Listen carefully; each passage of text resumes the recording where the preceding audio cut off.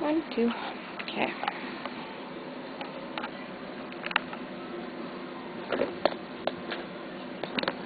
Ready? I'm ready. Okay. At 10.5 years of age, I woke up out of a 2.5-day coma. Before my coma, I was very thirsty, had to go to the bathroom all the time, was sleepy, was throwing up uncontrollably, and lost huge amounts of weight. When I woke up in the hospital, I wanted Jell-O and ice cream because, of course, that's what you get in the hospital. The nurses there told me that I couldn't eat these foods any longer because I had type 1 diabetes.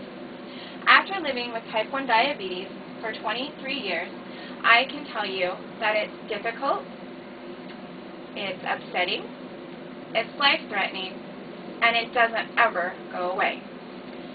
According to the Juvenile Diabetes Research Foundation, they say that over 3 million Americans have type 1 diabetes.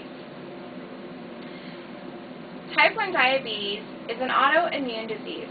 The body attacks itself for no apparent reason. No diet, exercise, or loss of weight will prevent these people from getting diabetes. It will just happen. Why can we no longer call type 1 diabetes juvenile diabetes? Well, the reason is because more and more teenagers and children and young adults are getting type 2 diabetes. What is type 2 diabetes? Type 2 diabetes is a natural resistance of insulin by the body. It can be caused from being overweight, lack of exercise, and a poor diet. So, people who exercise, eat right, or lose weight can generally eliminate this disease from their life. With the rise of obesity and overweight in our young adults and our children, we will see a higher rise of type 2 diabetes over the next years. What it boils down to is type 1 diabetics are caused by autoimmune disease. No amount of exercise, diet changes, or weight loss is going to prevent these people from getting this disease. And all type 1 diabetics must take insulin for the rest of their lives without a cure. Type 2 diabetics have a natural insulin resistance. Most of the time, weight loss, change of diet, and exercise can eliminate this disease from their life. And probably the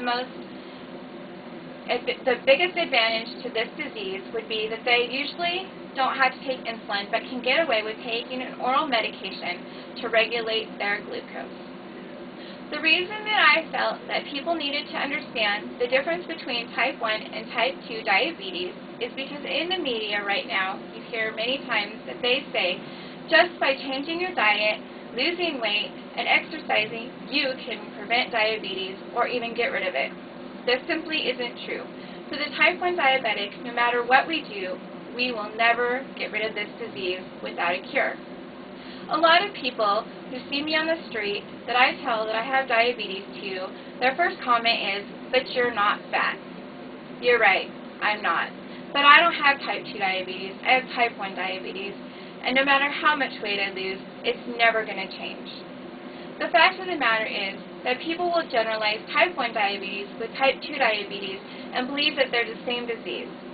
The fact of the matter is, there's nothing alike between these two diseases except for that they can affect anybody. Doesn't matter your race, your color, or your age, or where you come from.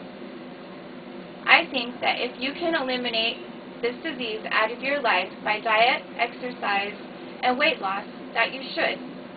It's a very devastating disease that causes many complications. I think that people need to understand that with type 1 diabetes, taking shots for the rest of our life, it isn't a choice anymore, it's a lifestyle.